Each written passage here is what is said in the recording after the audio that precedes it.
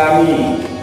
Guna maksud islami, syiar moral, rumah ibadah hidup, menasah masjid, ada jamaahnya. Bukan hanya pada saat Ramadan, tetapi pemerintah daerah mendorong kepada seluruh masyarakat untuk memakmurkan masjid dan menasah dengan menggalakkan dan menghidupkan salat 5 waktu berjamaah.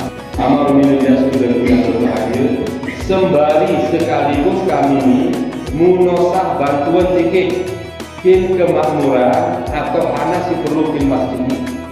Setiap masjid yang dikunjungi tim ini diberikan bantuan dari pemerintah daerah melalui Baitul Mal Kabupaten Solo untuk kemakmuran dan untuk fasilitas rumah ibadah.